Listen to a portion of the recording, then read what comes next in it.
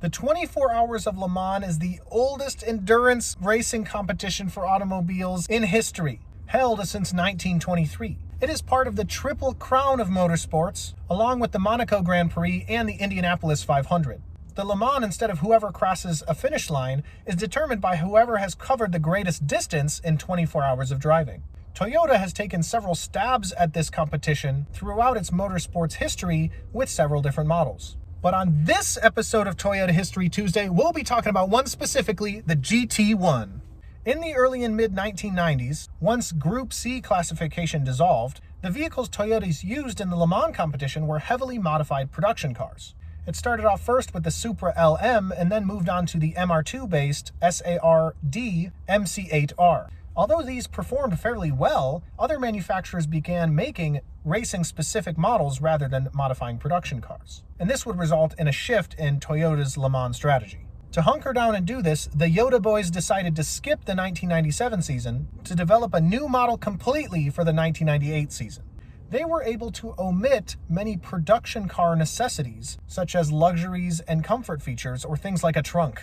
In that exactly, Toyota had a regulation that they were trying to dodge. The rule that the racing vehicle had to have a space to store a regular-sized suitcase in it. Wanting to completely optimize the vehicle for performance and not have any extra space, Toyota convinced officials that the empty gas tank could store a suitcase in it. It theoretically could fit in the gas tank. I love that. Honey, we made it home. Could you pop open the gas tank so we can get my shirts out of there? The resulting vehicle was this GT1, and it would enter the 1998 season of Le Mans. It qualified for the race by getting 2nd, 5th, and 10th best times in the qualifying round and 2nd overall.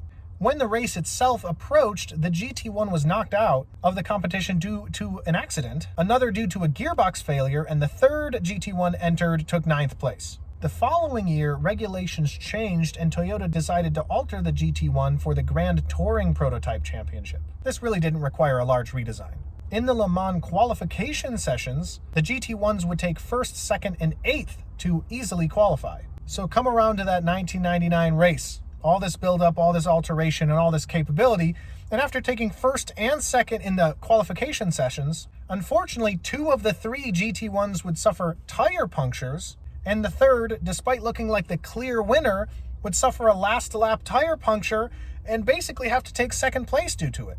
It did, however, win its Grand Touring Prototype class, but it wasn't able to take the full win. After this, the GT1 would compete at the 1999 Fuji 1,000-kilometer race, obtaining 2nd again despite winning the Grand Touring Prototype class again. It was only 1 lap behind the first place winner again.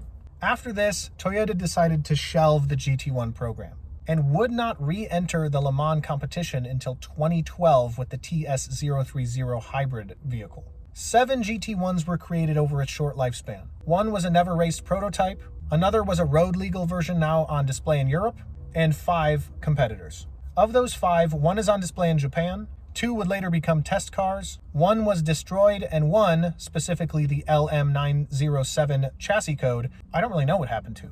And that brings us to the end of the story for the GT1. Kind of a short one, and a weird little stab that Toyota made at a racing-specific prototype for the Le Mans endurance competitions. Things like the TS050 hybrid racing vehicle, and now the hypercar, the Gazoo Racing 010, look back on the GT1 as their predecessor.